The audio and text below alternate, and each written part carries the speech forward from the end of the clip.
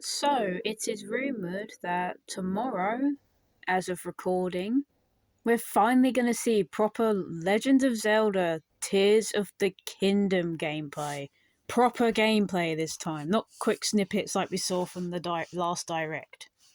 So, I thought I'd take this time to talk about my experience with Breath of the Wild and maybe make some Breath of the Wild videos before Tears of the Kingdom comes out, showing my favourite things and obviously how I reacted to basically going through the main game. So, obviously, let me know in the comments, assuming for the a billionth time they have not been disabled, if you would like to see that. Or I can make a poll and say, hey, would you like to see some Breath of the Wild videos before Tears of the Kingdom comes out? But also, I want to talk about what I think might happen in Tears of the Kingdom. So, let's get started with the one thing I noticed. There was a goddess figure. Who's the only other goddess we know in the series? Goddess Hylia. Who was Goddess Hylia earlier in the timeline? She became Zelda. She reincarnated herself as Zelda. So, can you see where I'm going with this? I think they're going to kill off Zelda. I think they're going to kill her and she's going to become Goddess Hylia again. Now, I don't know what that might mean for the Zelda timeline, since I'm not a Zelda timeline expert. But at least it's not as bad as the Five Nights at Freddy's timeline. Anyways, so if you're a timeline expert for Zelda, you'd have to look into that yourself and see whether that would retcon anything that's said in the previous games or whatever pre-existing lore there is. Yeah, like I said, I think they're going to kill Zelda. I think they're going to kill her. She seems to be in a lot of danger from the trailers we saw. So, next, what's the deal with Link's arm? Why does it look robotic and different?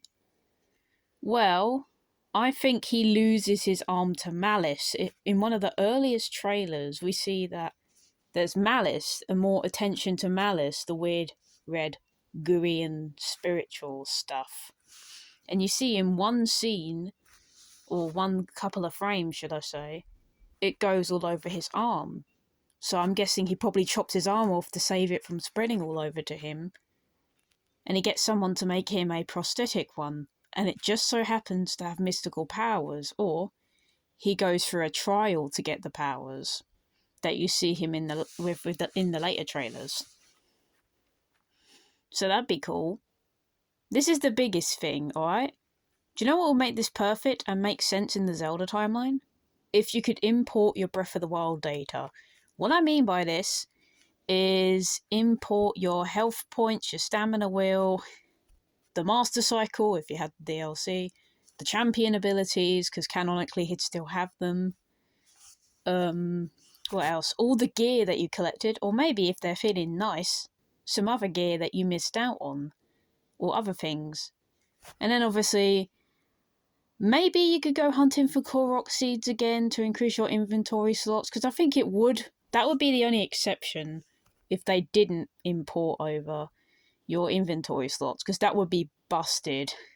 So I can see why that wouldn't be imported, but everything else it should be. So as a reminder, the game comes out 12th of May of 2023. I'm not saying this year because that would age horribly. Which is coincidentally a couple days after my birthday, so I'm really hyped to play it. Because Breath of the Wild, like I said before, is a fantastic game. You need to play it. So yeah, that's my video. My slight predictions and things they should do for Tears of the Kingdom, as well as saying that Breath of the Wild's a good game. Anyways, thanks for watching, and are you excited? Because I am.